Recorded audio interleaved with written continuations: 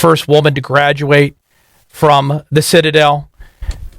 Incredible accomplishment. She is an accomplished author, but what she really excels at, and I think this is what most of you know her for, is making leftists' heads explode down on Capitol Hill. If there is a more worthy calling, I don't know what it is. Welcome to 1210 WPHT and the Matt Rooney Show, Congresswoman Nancy Mace. Congresswoman, thanks so much for joining us tonight. Good evening. Thanks for having me tonight. It is our pleasure. As I said, you had quite a week. That hearing. The only bad thing I could say about it is we can't play what you said on an FCC-regulated station. But you really did sound like my father. Oh, my God, Andrew. I sound like your dad. I'm done now. I'm done. But really, you said what we were all thinking, and someone needed to say it. Here's my question for you. I want to cut to the chase. You lived through that hearing. I don't know how you folks do it sometime. You also undoubtedly saw what Christopher Wray had to say on Capitol Hill, the FBI director. Do you have any confidence that we're ever going to get an honest investigation from this administration into what happened to our president? No, I don't. Not from these federal agencies, not from this administration, not from anyone. Clearly, 10 shots were fired, 8 from crooks. We know that Donald Trump within a centimeter, if he had turned his head anymore, he would be dead man walking. And these people are incredulous and they are deceitful, they are dishonest, and they dodge and they lie. It is a culture of failure in the Biden administration. And people are so fed up with it, which is why I think that clip where I cursed last week went viral, because people are just fed up with it. I was simply saying aloud what every single person in the country and around the world who was watching was thinking. It's insane to me. Just be honest and tell the truth, and these people can't do it. And I get the sense that your Democrat colleagues were, at least initially, trying to shore up Cheadle. But then when you got her to admit, and that was excellent lawyering there, yes or no, was it a Colossus failure? And she had to say yes. I don't think they had any choice at that point but to call for her resignation. No, you couldn't move forward. And if she wasn't going to get fired, we needed to force her resignation. And that night, at the end of the night, I filed a privilege motion that would have forced a vote of Congress on her impeachment within 48 hours. And 12 hours after I filed that motion, she was out. You just cannot. She was so brazen, so defiant. She basically gave a middle finger to middle America. And then we learned this weekend, because all the information we're getting are from the local law enforcement.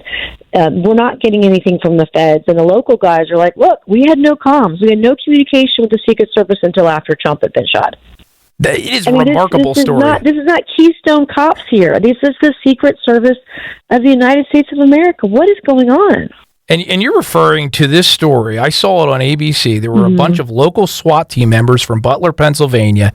They were supposed to have a meeting with the Secret Service, never got that meeting. These poor guys have a look on their face. They just look completely distraught about this, because I'm sure they wanted to do their job just the same as most law enforcement do. I have to ask you this, Congresswoman, and I promise you, I don't have any tinfoil here in the studio. We continue to get these disturbing reports about what happened. I usually like to assume incompetence before conspiracy. Are you concerned, as a congresswoman, based upon what you're hearing, that there could be more to this story, that there could be, for example, another shooter involved? And again, we have an FBI that doesn't seem equipped to get to the bottom of it. Yeah, I'm not going to dabble in conspiracy theory. It's hard to say, but I do think there is a conspiracy in the cover-up.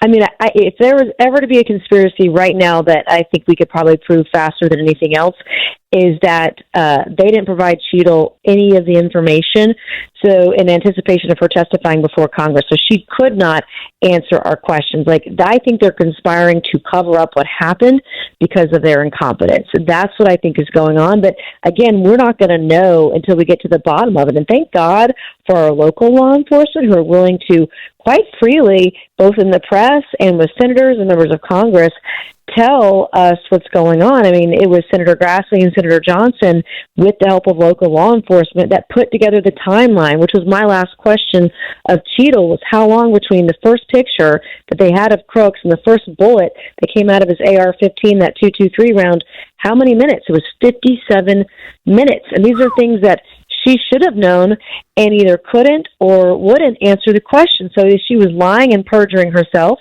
or they didn't tell her anything so that she couldn't testify before Congress, which to me, that spells cover-up. I don't know how else to explain it. None of the answers are flattering, right? Regardless of what they may be.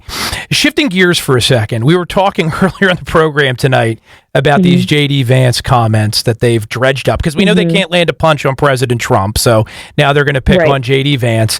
They brought up this cat lady thing. Even over in our comments section on 1210 WPHT, people have mixed feelings about it. I get what he was trying to say, and I saw that you defended him. Why is J.D. Vance not crazy, or at least what is the appropriate context that Pennsylvania voters should apply to this situation?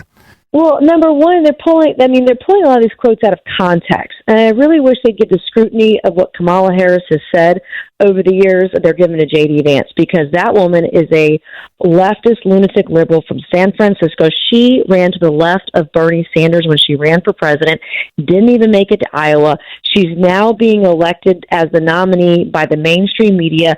Democrats in Pennsylvania didn't even get a chance to vote on her being their nominee. So when you talk about an assault on democracy and attacking democracy, it's the left and the elites within the Democrat Party who are coordinating a nominee that no Democrat or independent ever voted for to nominate in Pennsylvania. And it is ridiculous. This is not democracy. This is not how it's supposed to work. And if you actually look at her record, she is to the left of a Bernie bro, which is crazy to me. And they are trying to wash the internet. They're trying to erase things that she said online. They are saying that, well, she was never, quote unquote, border czar. Yet we literally have tape of Joe Biden saying she was in charge of the border.